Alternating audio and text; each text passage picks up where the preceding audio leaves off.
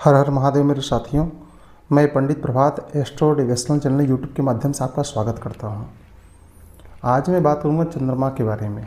ठीक है, जैसे हम कुंडली देखते हैं तो कुंडली में भाव का हम निर्धारण करते हैं, शुभ क्या है और अशुभ क्या है, परिणाम कैसे देंगे, अच्छे देंगे या बुरे देंगे।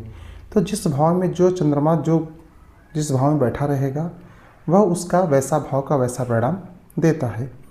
इससे पहले मैंने कल आपको सूर्य के बारे में बताया, तो ये ध्यान रखना इस चीज़ को कि अगर आपको किसी की कुंडली देखनी है तो आपको भाव का फल याद होना चाहिए कि अगर इस भाव में तृतीय भाव में चंद्रमा है तो क्या फल मिलेगा, तृतीय भाव में सूर्य है तो क्या फल मिलेगा, प्रथम भाव में सूर्य है तो क्या मिलेगा, और प्रथम भाव में सूर्य और चंद्रमा दोनों बैठे हैं तो क्या होगा। ठीक है, इस चीज़ का अगर आपको ध्यान नहीं है, ज्ञान नहीं है, तो आप किसी की भी कुंडली का विश्लेषण नहीं कर सकोगे कभी भी। समझाना अलग चीज़ होता है, कुंडली बनाना अलग चीज़ होता है।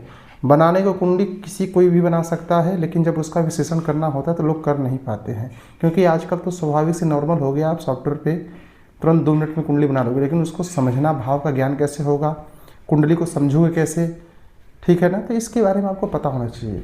अगर ये चीज़ आपको नहीं पता है तो फिर कोई मतलब नहीं है।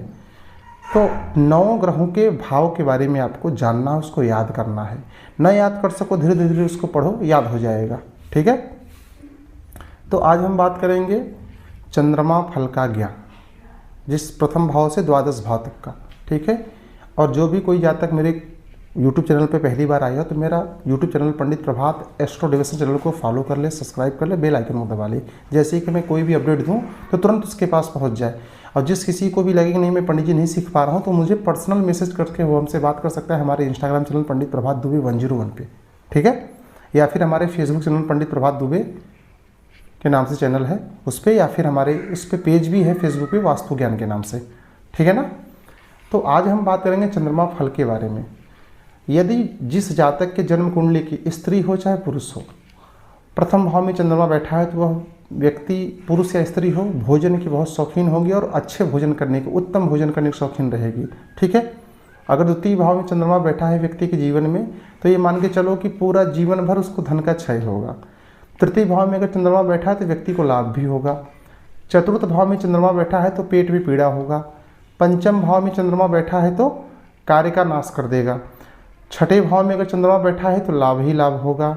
सप्तम भाव में अगर चंद्रमा बैठा है तो व्यक्ति को धन लाभ भी होगा और उसके साथ उसके सारे काम बनेंगे।